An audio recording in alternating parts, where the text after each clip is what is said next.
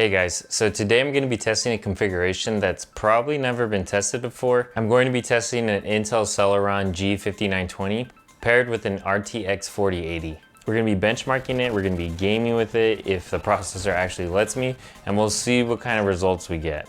Honestly, this is pretty dumb, but it's still going to be pretty sicko mode.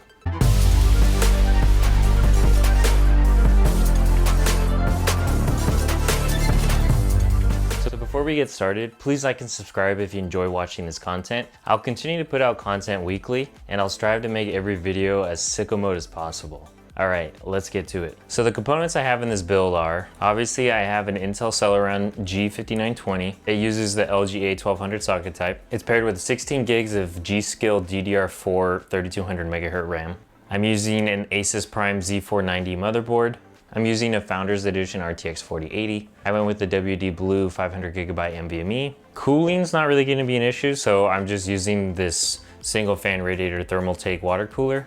And it's all inside an NZXT 510i, little older case. It's been sitting in my closet for a while, so I figured why not use it for this video. On paper, the Intel Celeron G5920 is a 3.5 GHz dual-core, dual-thread processor, and in 2023, dual-core, dual-thread, honestly, there's not much you can do with that. So if you're new to gaming and you've never heard of an Intel Celeron processor, there's probably a reason why. Celeron processor is actually made from celery, hence the name. I don't think that's right. No, but seriously, a Celeron is just a budget processor that's designed for super low-end builds. Its TDP is 58 watts. I'm using like 30 watts whenever it's at max load. This particular Celeron came out in 2020, so it's not the newest Celeron, but the reason why I'm testing it is because this is just what I had. I just opened my drawer and I'm like, a Celeron. Originally, I was using the CPU to be paired with my mining machine, and we all know what happened to mining. Oh my God! Okay, it's happening. Everybody stay calm. What's the procedure, everyone? What's the procedure? Stay calm! So before we start the benchmarks, I have two tabs open in Google Chrome, and this computer's already struggling. It's pretty laggy. I try to open a tab and it doesn't respond very quickly, so it's struggling. My iPhone 4S was a dual-core processor, so yeah. I think the only thing going for it, its code name is Comet Lake. I mean, comets are pretty cool, kind of. Now, if you look at the build, it actually looks kind of sicko mode. The only thing that sucks about this is the processor. Everything else is pretty decent. All right, so the first benchmark I ran was a Cinebench test. The single core score I got was 733. And the multi-core score was an abysmal 1,220. That means the Ryzen 5 5500 that I tested recently, it's a $100 processor, is about 10 times better than this Celeron with the score of 10,638. And when I bought this processor, I think it was like 70 bucks. So for $30 more, I can get a processor that's 10 times better.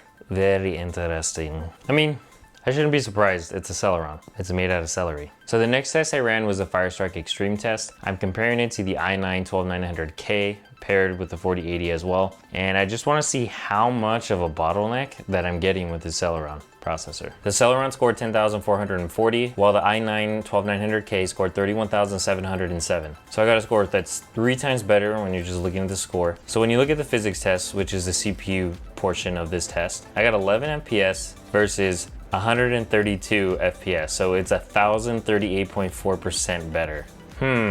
Not good. And then the combined test FPS, I got 414% better with the i9. That's a lot of bottleneck right there. The Celeron only hit 35 degrees though, which is nice. Now Time Spy wasn't any better. I got 5,534. If you look where it says your score, the average score, the best score, that just means that no one else has tested this configuration as well. So I have the best score, I have the average score, and I obviously have my score. I guess there's always a first for everything. I remember my first time that I tested a Celeron. It was today. 25,431 on the i9 12900K. Once again, scores obviously suck. During the CPU test, I got 5 frames per second with the Celeron and 55 frames per second with the i9 12900K. 977.6% better. 2 cores, 2 threads versus 16 cores, 24 threads. Let's see how it is gaming with the Celeron now. Now I did manage to run the Shadow of the Tomb Raider benchmark as well as a Cyberpunk benchmark. Now I say run, but I don't know if this really counts as running. Like it's running it, but there's like so much stuff missing in the background. Even though at times it says I'm getting 80 frames per second, it's super choppy. It's not very accurate. So at the highest settings, the Shadow of the Tomb Raider benchmark of 41 frames per second average, which isn't really accurate because it was choppy the entire time. And with the lowest settings, it got 52 frames per second average, which isn't really any better. It just was not good at all. And then the game crashed and it wouldn't want to load, and then it took like 30 minutes for the game to boot up again. With Cyberpunk, I just ran at the lowest settings. I didn't even bother trying to run at higher settings, so everything was at low. I ended up getting 20 frames per second average, and I'm like, wow. Wow. It actually ran the benchmark. I thought it would just crash because it's definitely well below the minimum requirements to play Cyberpunk. I think I'm more impressed that it just ran it. The last game I played was GTA 5. Once again, I'm getting low FPS, which is expected. I accidentally hit her. Right now I'm getting in the 30s. Sometimes I hit 40 frames per second. The thing is, it's very choppy. I don't think the 30 to 40 frames per second is very accurate. And the ground keeps going away. Like, I didn't even know there's a wall there, and those people are just floating there. And it says I'm getting 35 frames per second, which is totally not true. Look, that guy, I can't even get, you see, I didn't even know there's a wall there. I know I didn't need to do that. But look at, you can't even see the background. Everything's just gone. Look at the kitties. I think they're just sleeping.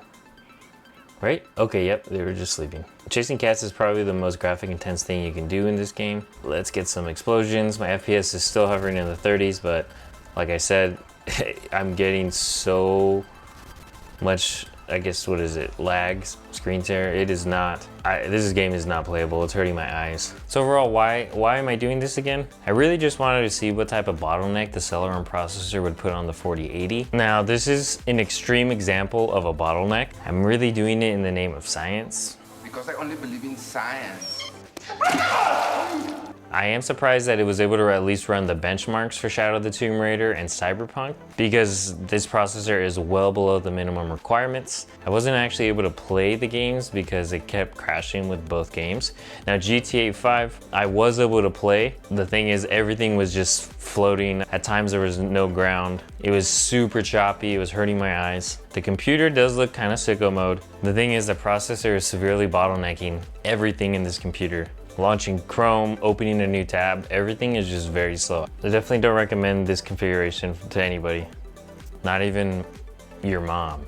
I guess it was a kind of interesting experience. I mean, overall, the experience with the Celeron processor was not a very sicko mode one, but yeah, it was honestly a miserable experience. This is what you get when you go with a crappy processor and a really good GPU. I think that's it. Me and Klaus are gonna go and do some cat stuff now. Once again, please like and subscribe if you like this content.